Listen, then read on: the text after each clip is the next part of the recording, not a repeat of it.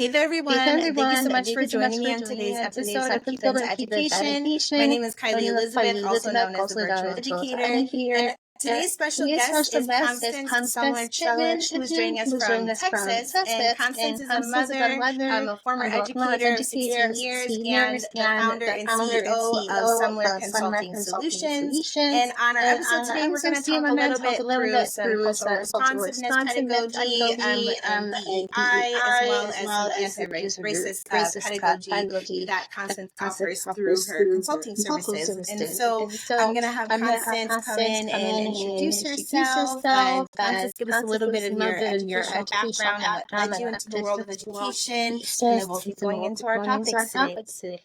Absolutely. Thank you so much for having me. I appreciate this platform. I appreciate the opportunity to share truth in a real and relevant way. So thank you so much for having me. My path to education started when 16 years ago. My son was 8 months old. I had attended college. I was originally a mass communication major. I got married. I had my babies. I came back to my hometown. And I was hired as a pre-K paraprofessional. So I was a teacher's aide in a classroom in a very urban setting in a inner city school district. I would say that that's probably where the spark and the consciousness for education and the plight of those that are in education really began. Throughout my 16-year career, I've worked in several roles. I do hold a bachelor's degree from Texas A&M University, as well as a master's degree from Texas A&M University in urban education in curriculum and instruction. I attended college and I completed my bachelor's and my master's as a non-traditional student. I was 29, 30 years old when I went back. And at that point, I was a mom of 3, working a full-time job. After completing my bachelor's, I transitioned into the alternative certification program, became an RLA educator, did that for several years, decided to go back and get my master's in curriculum and instruction with emphasis in urban education. After about a year down, I decided to venture, and I am now a doctoral student working on my EDD in organizational leadership. And I am in the process of transitioning from a K-12 educator to a full-time consultant. Nice.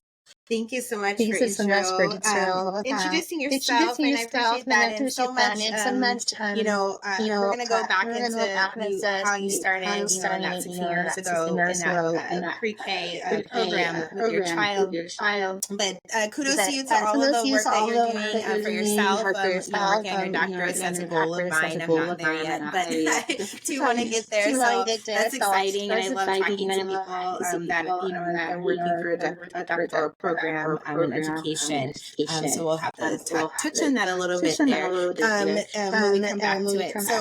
So thank you again for introducing yourself and sharing a little bit about you. And so as we kind of get into the conversation, you talked about starting in the education world as a paraprofessional, working with pre-K and when your son started school. So kind of what was that experience when you first started as an educator in the world, and I guess what did you see that did lead you into the specific fields of urban education and cultural responsiveness as a focus? Absolutely. So I accepted that position as a pre-K teacher's aide. I had no idea the trajectory and the path that accepting that position would put me on. In my mind, I was a mom that had the intentions to go back to school to complete my bachelor's. I was, 21, 22 at that time. And I wanted to continue my studies in business management, mass communications, PR, and that type of in that field of work. So originally when I came in, I literally came in with no preconceived notions and no insight about how this would ultimately shape my career.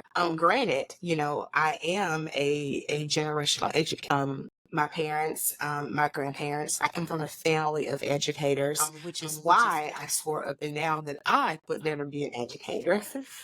So even though I started that journey, it was there in my mind to ultimately pursue a career as a classroom teacher in education.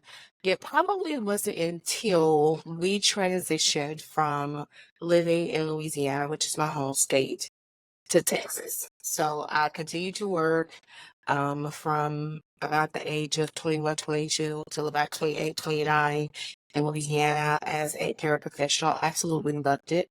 Um, I loved being more or less on the same schedule with my children. I have always been very politically astute. I have always been with it as far as things that are going on around me. So I definitely liked being in an environment where I could hear and understand the things that were taking place beyond me, as well as evaluate and critique and observe how those decisions were impacting the smaller areas like the urban communities.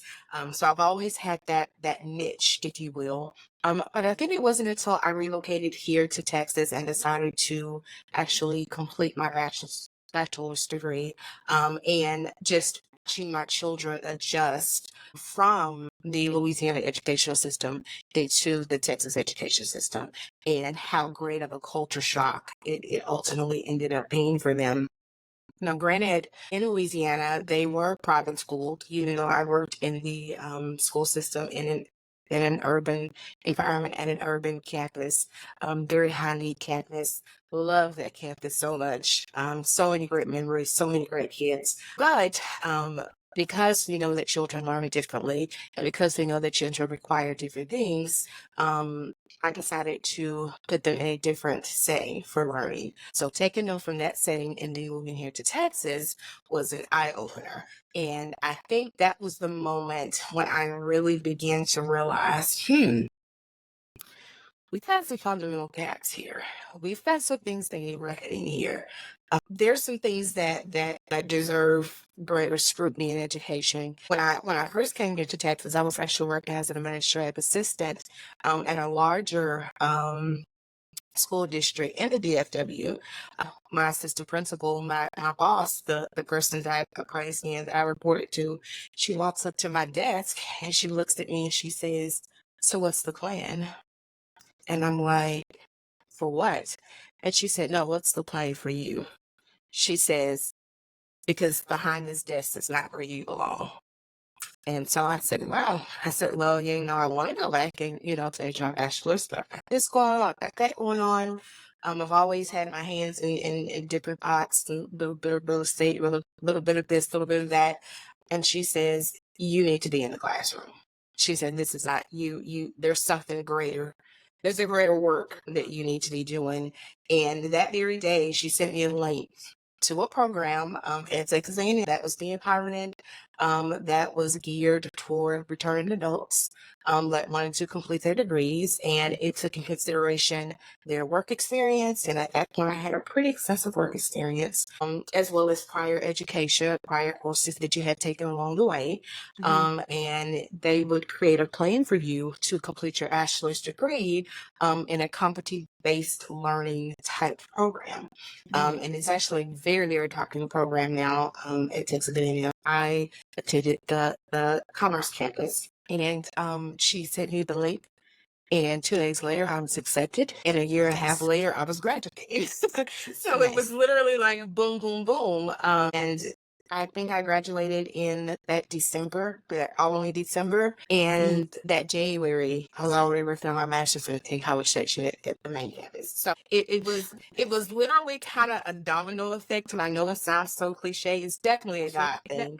I was not necessarily sensitive to where I was being led, but I was definitely sensitive and aware to the things that were going on around me. I build and create very deep and loving relationships with my students. Even now, I had students from back then that had graduated and that are adults and have children, and we are still in contact. So the love and the nurturing and that I had for my students across the board in all levels, from state to state, from era to era, really kind of guided me. And once I got into my master's program in urban education, it is a very research intensive program. I mean, it literally, as my husband says, it created a monster of sorts because I was never the same. And I remember my advisor told me one day when we were meeting, he said, this particular track in urban education, it's not like you say Evie, it's not like you say Ash. It said you have the orange and here is the pill. You squeeze and get what you need out of it, and by that I did. And by the time I finished that program, nothing looked the same to me. I was no longer able to go into educational settings and overlook the bias and overlook the inequalities and inequity that certain groups of students were experiencing. I was no longer able to overlook the lack of culturally sustained pedagogies.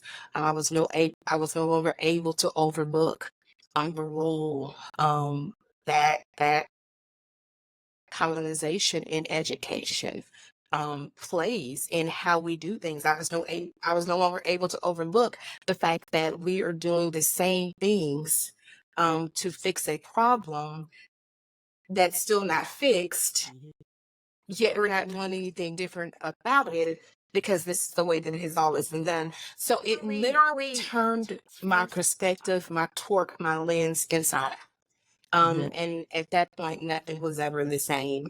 Even though at that point, I was not completely sold on becoming an education consultant. Anybody that started a business know that that's a great risk in itself.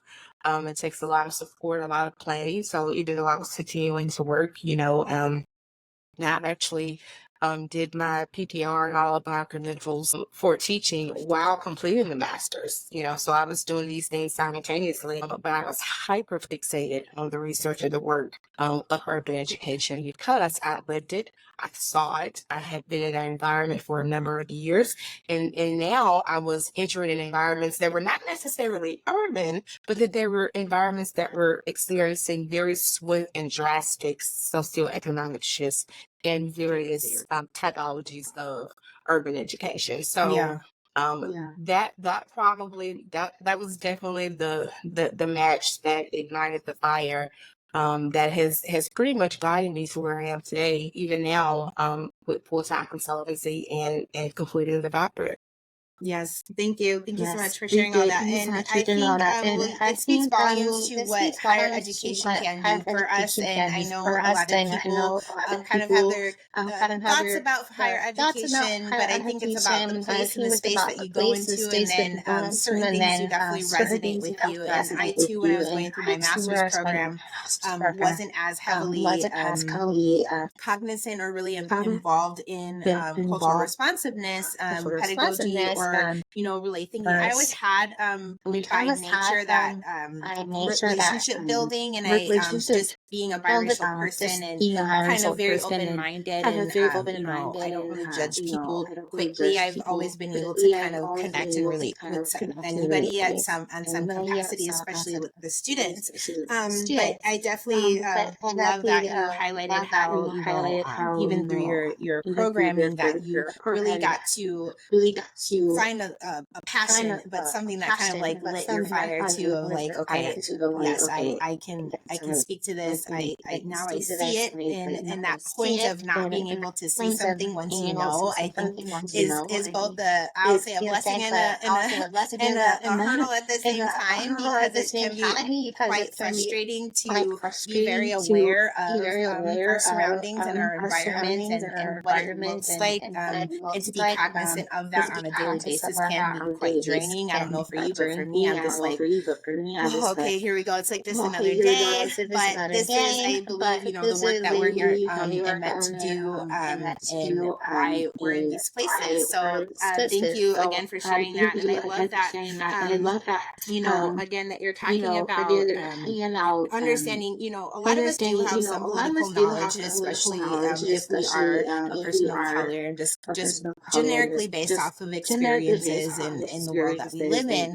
But when you're more educated on it, and we're able to in our adult life, I think as we mature, we know and learn and understand more, and then we can kind of piece those puzzles together, versus us trying to understand those types of things even as a teenager. And you have a teenager, and we have middle schoolers and things like that, and we try to make our kids be aware, but they're not really going to completely get it until they're a little bit older. And so as a I kind of want to touch on the parental side before we jump into what you do for your business. But as a parent, I had my kids in a small charter that was with me, and it was geared towards Black and brown children to have a safe and supportive learning environment, right? We're in Arizona, and some of our different areas and across the U.S. can be, depending where you're at, it could be not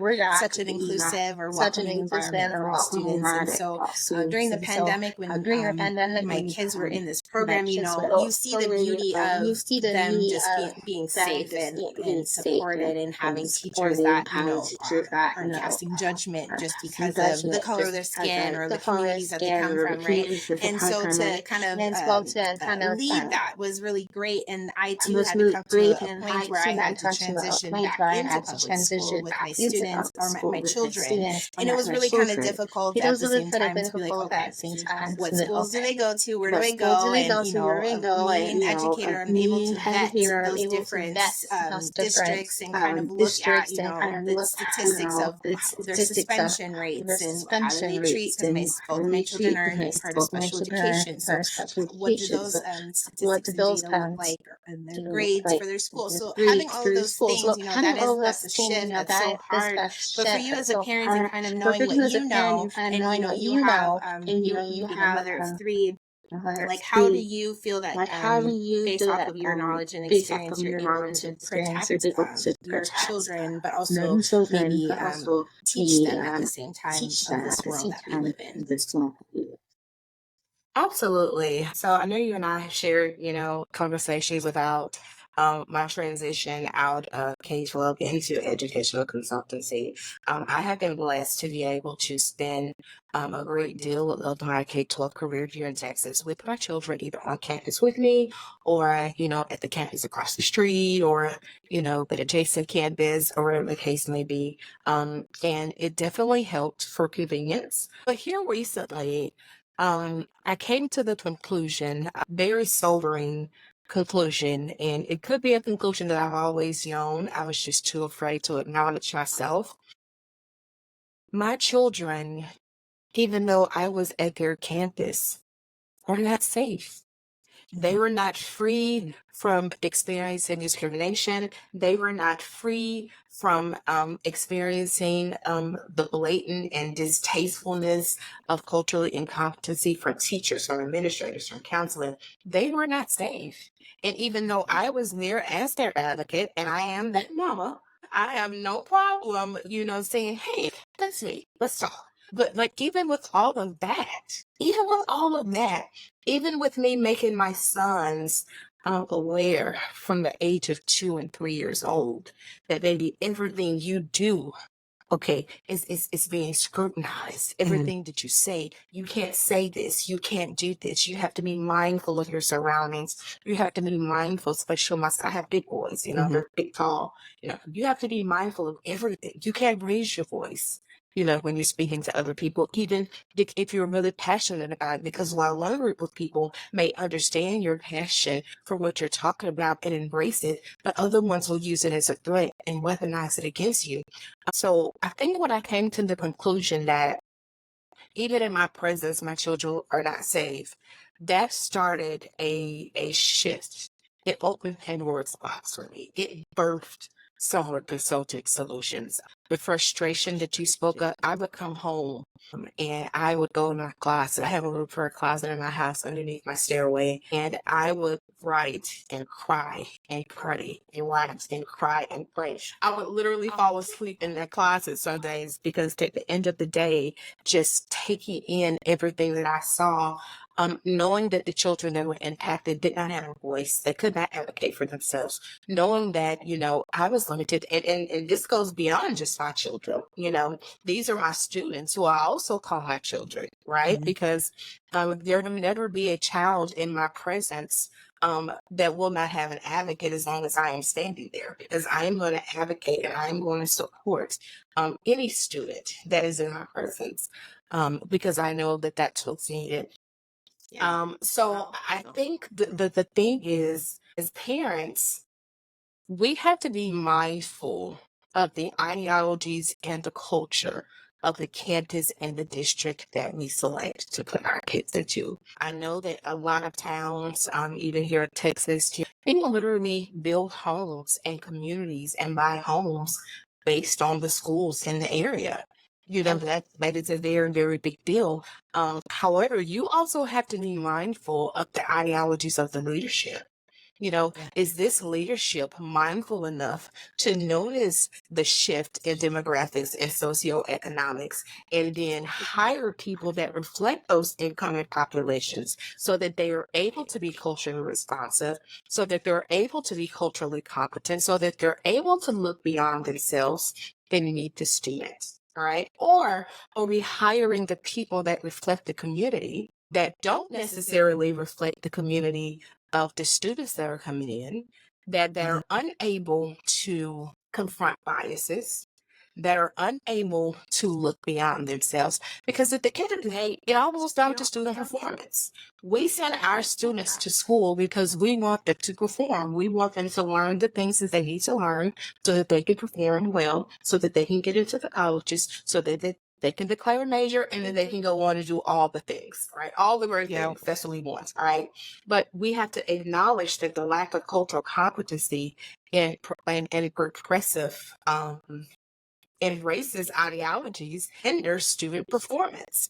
And I think it is on the responsibility of the parent to say, hey, how you view my student, because of how we look, does not align with how we are raising them to be. So this is not the place for us. If that means that I have to relocate, if that means I have to submit a resignation, if that means that I have to do some things to ensure that my children are in an area where they can be seen and heard and valued, everything about them holistically, then that's what has to be done. And I think it's we're so used to, sending our kids to school. You go to school, you learn, you do what the teacher says do, you make good grades, you score good scores, and all was well with the world. But there are so many barriers to that linear approach that we do not consider. We have teachers that are not only not qualified completely to teach. We have teachers that have fundamental bias towards people that don't share their lived experiences and backgrounds. Okay, and I think it's foolish to believe that just because we put our kids in a school system, with professionals that have, done the background checks and qualifications and the credentials and the licensures, I think that we think that somehow equates to them being qualified to teach in a transformative manner to children that don't share their backgrounds. And I think that's something that we can assume as parents. I think that that's something that we have to be very intentional and deliberate about as parents. I think that I challenge every parent to write a list of non-negotiables for your children.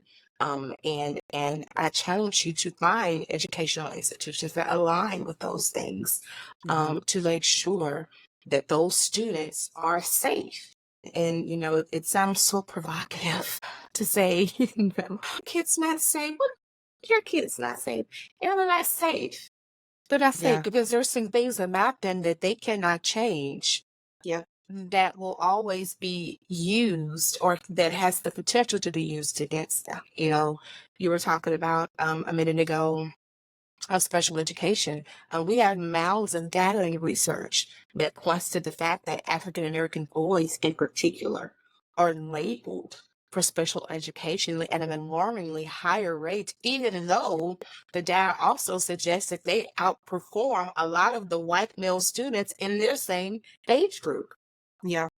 That makes sense. You know, Right. why is that the case? What is Yeah. it, or are we just not understanding, you know, or is it just simple to easier to just slap a label on them, you know, Mhm. and label them as this and that, so Right. that we don't have to actually put in the effort to look beyond ourselves. Oh, we'll just put little Johnny down in the corner. He's fine. He'll be okay. Yeah. Absolutely. Listen, you just gave. Okay, we're done. Have a great night, everybody. No, I'm just kidding. No, absolutely. I just so much to that, and I get frustrated. I think the more I have these conversations, it's because you know, I take notes as I have these conversations, and I'm constantly writing the same things down when I'm talking to different people. Obviously, we all have our different perspectives, but that whole part of students being seen, heard, and valued is huge, right?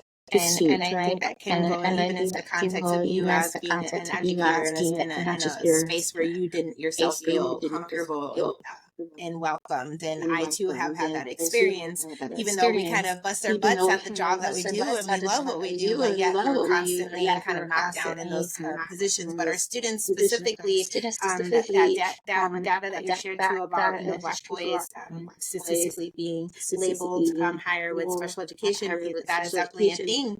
And just all of these you know, overarching topics of, you know, school to prison pipeline and all those other things, it's very true in our system, and it's very, I think we're all like now more than ever more understanding of what that looks like. And I was sharing with somebody else. I was listening to I was to a separate seminar from a group of women who are superintendents, Black women who are superintendents across the area and on the backside of the 70th anniversary of Brown versus Board of Education. And it's just really interesting to see how things have shifted, but not really. And, you know, but I think it's more relevant today because we are in this virtual world where we just have so much information right in our face. And then now, and this is what I love to have these conversations about, is like, what are we doing to combat these issues? And I love the fact that you talked about the non-negotiables for our children. You know, I know we do non-negotiables as we're talking parent to child, but are we doing that non-negotiables as we're speaking from parent to teacher or parent to school? Because I too am like a huge advocate for my children, and I walk in first thing in the year, hey, my students do have IEPs. This is exactly what they need. This is what will help you. I promise you, I know what I'm talking about. This is what will help you help them, and don't try to just do your typical tricks that you think will work, because it's not going to. And so kind of being able to voice and advocate for that. But my question on the backside of all of this is, why in your experience and then what you're working through for your consulting, why do you feel that there's still such pushback on these topics, or just even for people to just let go of biases, or even embrace them, but acknowledge them, right? That know that you are doing something to a child in a way that you may not intentionally intend, or not based off of your experience of this population of people. But why do you feel that this is still such a prevalent issue in our school systems? And, you know, through your consulting, then we can turn to there, like, what are you doing to kind of combat those problems that we're seeing? Absolutely. So one thing that we have to always understand is that systems and hierarchies are not created haphazardly. Okay. Systems and hierarchies are created deliberately, and they are created with the intentions to preserve certain norms certain societal values, and to protect certain individuals. Okay. Yeah. We know that as beautifully diverse as our country is, there was a time in our country where there were systems that were in place to ensure that certain people that looked a certain way did not have access to the things as other groups did. Okay.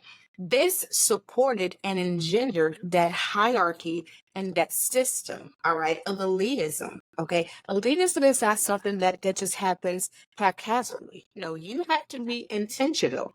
Okay. You have to promote it. You have to use propaganda. It's embedded all around us. And if we go back to the inception of public education in America, okay, we know that one of our founding fathers, Thomas Jefferson, created a system of learners and laborers. Our public education system was the birth with discrimination in mind. Because how is it that you can automatically label someone fresh off the moon, 2 or 3 years old, and determine if this person is worthy of an education or if this person is worthy to be a laborer? So this is a system that has been upheld. It has not had to pivot. There have been instances in our history where you have people that have caused enough ruckus to slow the resistance. We have come a long way. We've come a long way. Yeah, we're still in the same spot, right? Why did Brown versus Board of Education have to be a thing if we hold these truths to be self-evident that all we were created equally?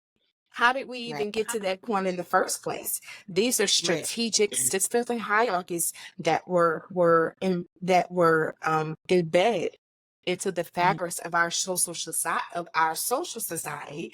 And because our communities and our schools and our churches often reflect the larger community around us, which would be our country, our state, and even federal level politicians, laws, et cetera, we become victim to that system.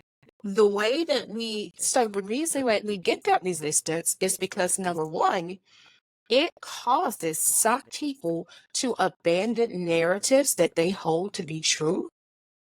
And it also causes the confrontation of biases. Nobody wants to be conquered. All right. Nobody wants to deal with things. It is easier to instead of challenging a narrative that you hold to be true in your mind, it's just as easy for you to create an excuse or an explanation as to why this narrative is an anomaly. I'm sorry, let me rephrase that. I don't like the way that just sounds. Let me reset that. It is easier for us. It is more difficult for us to create an exception for a narrative that we hold as true, and it is for us to challenge a narrative that we have held on for so long. Okay. So, for instance, if we have a narrative, right, so we're teachers, we all get our rosters in the summer at the beginning of the year. And we're also eager to go look and see, oh, I had that student's sister, oh, it's such a sweet family. Okay, and we can tell by the names on our roster the children that are getting. Sometimes we can't. But there's some that we know for sure, right? So what happens is our narrative and our bias kicks in. Oh, goodness. Look at the name. Let me go look at their scores. But so it creates a cycle where you are unable to abandon your narrative about certain groups of people because you hold these narratives as the absolute truth. So it's hard for you. My husband and I, we were blessed to build a home in a rural community in Texas, in North Texas. And we have been here 2 years now. And to this very day, when a solicitor comes to my door and I come to the door, the first thing they say when they see me is, "Oh, are the owners home?" And I always chuckle a little bit, So I have other neighbors in our neighborhood, and I ask them, I have white ones, I have Indian ones. And I said, hey, let's just come to your house. Do they ask you the owners at home, or do they just kind of begin with their self stitch? And then, our white neighbors was like, no, no one has ever asked, or the owner's owner, or ever asked if I was the owner. It may be an instance where if I'm trying to do something like solar panels, they may ask for, your closing documentation or whatever may be needed for that process. He says, but I have never had anyone come to my house and ask me where the owner's home. I said, well, I find that really ironic because everybody that comes to my house looks at me and says, are the owners home? All right. Because there is a narrative in their mind that says that somebody that looks like me should not live in a house that looks like this. Or somebody that looks like me does not belong in a community like this. Okay, so the systems are in place because they have been upheld and they have been protected. What we have to do as educational consultants, and what Sumler Consultant is dogmatically and relentlessly committed to, is dismantling those ill-fitting, oppressive schools of thoughts that hinder growth. When we ban books that tell truth, we are forcing students to abandon their truth to accept a lie in the name of education. And I would much rather my children to know the truth and then educate them and equip them with the wisdom and knowledge to differentiate that information in an intelligent way than to deliberately feed them lies. So we have to dismantle these systems, and we have to dismantle these systems by identifying every practice, every pedagogy, every ideology, every methodology. I don't care how big or how small, because the truth of the matter is most of the things that keep these systems, they power, are very subtle. And see, that's what my master's program did for me. It took the blinders off. I was no longer able to turn an eye. I could no longer walk down a classroom and notice that every single class period there is a brown boy in a desk in a hallway outside of a teacher's classroom, only for me to peek at the classroom and see that all the other students are white. It's subtle, but we have to identify it. We have to confront it. Okay. And in order to confront it, number one, you have to have leadership that is wise enough to know that they don't have it right, yet humble enough to get the help that they need to get it right. Because this is the thing. The shifts in socioeconomic transitions and the shifts in urbanization are not going to stop. Okay, we all know about the white flight. Yeah, they can go 50 miles outside the city limits to get away from it. Okay, but you have a few Black families that are aiming to go buy 20 or 30 acres right next to you. So we're here too, so we know that there is no way to necessarily, keep certain communities from experiencing it. However, with proper training, strategic planning, and implementation, we can prepare and support these districts so that they are ready to deal with the challenges that may come with that. Because at the end of the day, it is the responsibility of the district and the educational system to service every child. If you are not servicing every child, or if there is a population or a group of kids that you cannot service because you do not understand them, all right, because you are culturally incompetent, because they're different from you and you have no desire to see beyond yourself, you are not servicing them. And that's a problem. So your scores that you hold so close, your coveted scores and your data, all right, is going to reflect your inability to look beyond yourself as a leader. Because if you were able to focus, and if you were able to say, okay, we have a group of students coming into our community that we need to understand better so that we can service better. And if we had a sense of intentionality around those students, providing advocacy for those families and etc., you would 100% see that reflected in the data in a student performance. So to answer your question, the systems are in place because our country was built on these systems. They have been coveted, they have been protected. The way that we dismantle these systems is by being intentional, about and being confronting and acknowledging that, hey, this is actually a thing. This is a thing. Service a school that's 2/3 African American. Why not have a literature in the RLA curriculum that reflects the lived experiences of those students? Okay, Right. they may not be able to recite the stanza of Romeo and Juliet, but I bet you if you did those stanzas of some Pop's poetry, they'll be able to break it down, give you the rhythm and everything. So it is literally about being responsive and being aware. You don't have to abandon who you are to embrace something different. Okay.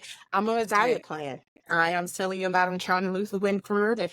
I don't have to abandon necessarily everything that I enjoy to be able to be open to healthier living habits like walk, like taking water, like resting, like watching my carbs, like watching my fat intake. So you don't have to, and I think the reason that the system continues to prosper is because people are under the erroneous impression that they have to abandon a piece of themselves in order to accept a narrative or a truth beyond them. And that's just not true. And that is precisely the type of fear that continues to fuel these systems. Yeah, absolutely. Thank you. Man, I just felt like I took a whole master class right there. I'm telling you, I have so many bookmarks for. I just love this. But this is what I love about having these conversations is, it's just the way that you're able to articulate what the concerns and the issues are. I think it's really helpful for even the viewers that are watching. Like if you're not as familiar with some of the terminology that's being said, you definitely, Constance just broke that down to make it make sense, right, for us and actually like what is happening. And I also want to put the caveat out there that please also understand that we are not speaking that this is every school across the board. We know that there are some schools that are doing great things, there are districts that are doing great things, but the overarching issue is that this is still an issue. Like I still can't believe this year that we are seeing, colleges take out DEI funding from, to support their student population and their programming and all of these types of initiatives that are happening. And for those that kind of sit back and watch and kind of like, kind of don't think of it, anything of it. Like you said, nothing kind of is happenstance. Everything kind of is put in place for a reason, and it is set and structured for a specific reason. So I always like to question those things. Well, why now in this time, especially at the height of everything that we have as citizens have faced this last 4 years? Why now are we trying to remove something that we know and that we're trying to even push a higher capacity in our schools? And I think at the end of the day, like you said, it's just for people, it's an ego thing. We do know it's a money thing, but we don't need to talk about that today. But I think that ego side of being able to accept and look at ourselves as individuals, but also it's so important as educators is to understand. And somebody else shared this. I thought about it too. Is like our values of what and how maybe even we are with our own children at home. They tend to go into the school where we think our values are supposed to be inflicted onto even the students that we teach, and therefore our biases kind of come with us in that sense too. Where when we're in an educational setting that is by law is supposed to be something that supports all everybody involved that's there to have that equal opportunity, equal access, and rights to their education, not forced into learn as a learner or a laborer, because that is still trends that we see now. Even for me in the career and technical ed world, I'm like, are we really encouraging these kids to be the ants? Are we like wanting to encourage them to be entrepreneurs? Because you do see those different types of conversations of, do you want business owners or do you want business workers? And to me, that's kind of where the line is divided now. When we're looking at how our children perform academically be in our school systems. And so it's just really interesting, kind of to sit back and like really digest and think about, yet super frustrating at the same time. So with your work that you're doing with your consulting business, what are some things that you're working on or wanting to do with schools or workshops to work with these types of cultural responsive topics? So, at Sumler Consulting, we embed cultural responsiveness and competency in every service that we offer. It is the cornerstone to everything that we do, whether we are contracted for staff development, whether we are contracted for equity audits and policy recommendations, whether we are contracted for professional developments on ways to ensure that instruction consists of culturally sustained pedagogies. We embed culturally responsiveness in everything that we do, right? We embed inclusion and belonging and diversity in everything that we do. Because take away the color, right? Because first of all, we're still fighting with the notion, and we're still dealing with individuals and systems that think color and culture are synonymous. They think that they are the same thing, right? And we know that that is not the fact. So sometimes words like culture, words like diversity, words like inclusion, especially here in Texas, have become buzzwords, right? And they are often misconstrued to mean something different than what they are, right? We know that we have white people that may look alike but don't share the same culture. We know that we may have African American individuals or people from African backgrounds that look alike but do not share the same culture. I never forget, I was at K&G with my husband one time, and we were buying him a suit, and a lady walks up to me and she starts to speak, and I have no idea what she's saying. As the conversation goes on, the gentleman that was with her translated. She says, "Oh, she was asking you, how long have you been here? Are you from this tribe or that tribe? Because your husband looks just like her brother, who's from, the Yarvan tribe of something, something in Nigeria or West Africa." And she showed me a picture. And lo and behold, there was a very striking resemblance there. Wow. And I'm like, ma'am, okay, he's not Nigerian. Let's just start there. He looks, I can definitely see the resemblance, but that is an entire culture, even though we look alike. We don't share that. Because not only did I have no idea what she was saying, I had even when the guy began to translate the things to me. This was before I began my deep dive into various cultures. Now, after years and years of studying culture and language, I'm able to be a little more spot on with key things, but this was, years ago. So we embed cultural responsiveness into everything that we do. We host professional developments that are tailored to fit the need of the campus. We even offer crisis mitigation services. So if a school district or a campus finds themselves on the wrong side of the media in an issue that is race or culture in nature, we are there to guide them through those processes and those steps.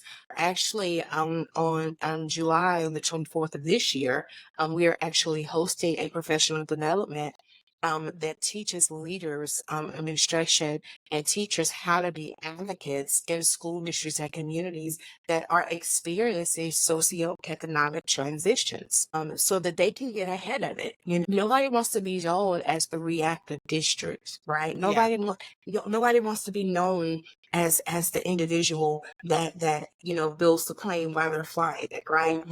There's nothing more, nothing builds confidence more than having a plan, than having strategies and systems in place that you can actually measure outcomes tangibly to ensure that you are doing everything that you need to do or everything within your power to ensure that every campus or every student on your campus is being serviced properly, regardless of their background. So what we do at Sumler Consulting, of course, data is a very, very large part of what we do. Research is a very large part of what we do. Whenever we are asked to come in and we are asked to deal with certain issues, we find a way to support that campus however they need support. That could look like the teachers being more culturally aware. That could look like the admin being able to attract diverse educators to reflect the diverse student population that they are experiencing. It can be a plethora of things. But we provide support and cultural responsiveness, cultural relevancy, diversity in every service that we offer. Yeah. Okay, great. And I'll be sure for those that are listening to link all of the links to your pages so they can check you out and connect with you for your services if they're in need. But it's definitely, super important I think, to have these conversations. And where I kind of find that the misconception too about these topics of conversation and diversity, equity, and inclusion is a lot of people think it's just to impact the Black community when it's not. This is for everybody involved. I've heard sayings of, once Black children are safe, all children are safe, right? Because why? Fundamentally, historically, Black people have been the targets of all of our a lot of our racial issues here in the United States, but we're not excluding, our Hispanic community, our Asian community, all others, especially our Native American community, right? So it's just the fact of, and I think it's the simple fact of, we shouldn't even be here having these conversations anymore. And it's 2024. I think we all just kind of need to get on the same page and understand, like, they are problems. We're not going to be able to recreate the system, but we do need to advocate and push and not be afraid to push for the rights of everybody, even if we're educators, teaching, parents, administrators, whatever we are, and those students, those of us that are students that are old enough to speak up for ourselves, I think it's really important to do so, because to me it's like, if we're all successful, just imagine like how beautiful this country really could be, in all of our communities, how like enriching they could be if we are getting out of these negative systems that are systemically hurting populations of people and keeping them in these negative spaces.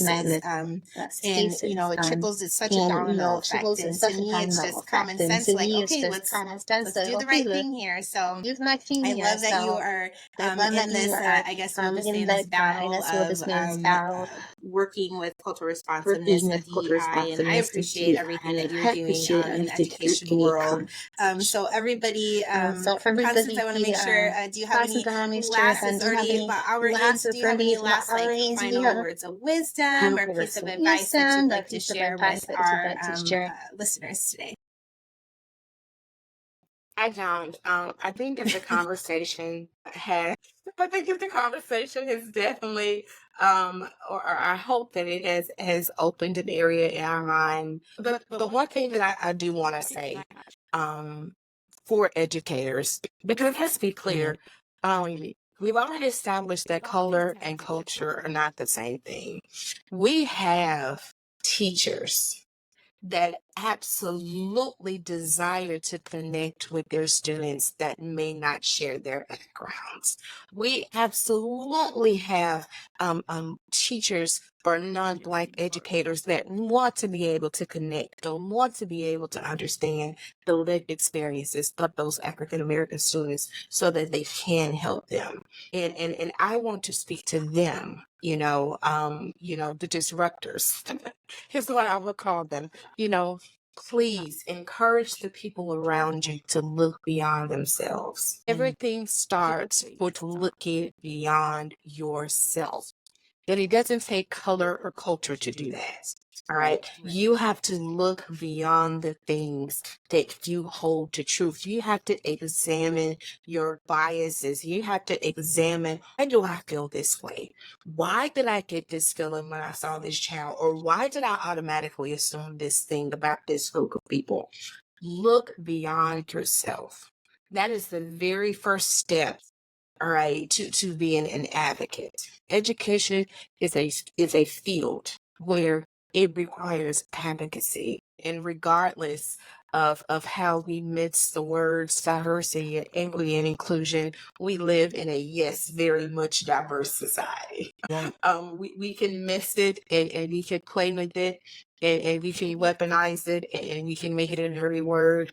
But at the end of the day, you go to any supermarket, any Walmart at any time of the day, and I guarantee you will see a level of diversity, whether it's color, whether it's culture, whether it's gender, whether it's eye color, whether it's education, whatever the case is. We have to be able to look beyond ourselves, because when we can look beyond ourselves to learn from others, we start growing. Yeah. And as the educator, it is our chief responsibility to constantly equip ourselves with the tools and resources to reach our students. And we won't reach our students if we stop growing, and we will stop growing if we don't look beyond ourselves to learn more. Yeah. There's absolutely nothing wrong with reaching out and saying, I need help. I cannot tell you how many friends, and I call these individuals friends, that are white educators, and they will take and call you in a heartbeat. Hey, what do you think about this? This is a situation. How can I approach this delicately? Is there something else that I need to be aware of before I reach out to the parent? Or what is the best way for me to embrace this child? I want to build a bridge to get where they are, but I just don't know. I just feel like they don't trust me. How can I increase the trust that this student has for me?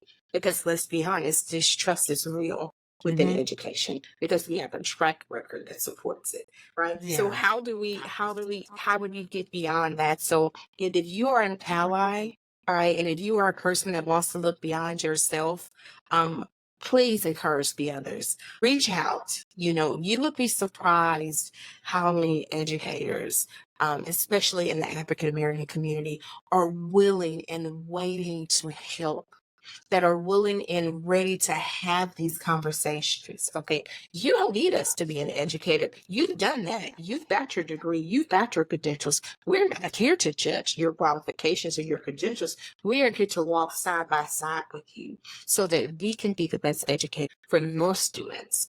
Because we know that every child that we are able to successfully educate, that child has a future effect. It impacts their family's chance of being educated. It changes everything. It literally creates history in itself. So, I just encourage anybody to look beyond themselves. I'm an open door.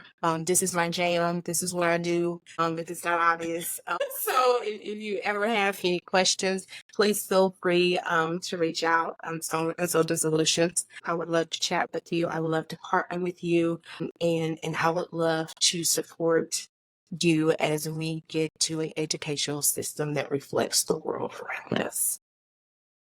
Thank you. Beautifully said. Thank you so much. If I had applause sounds, I would probably put them on.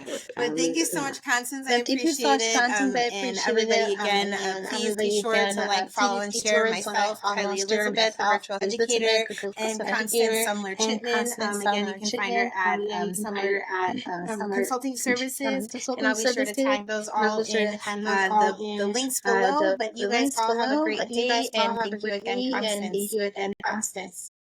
Thank you.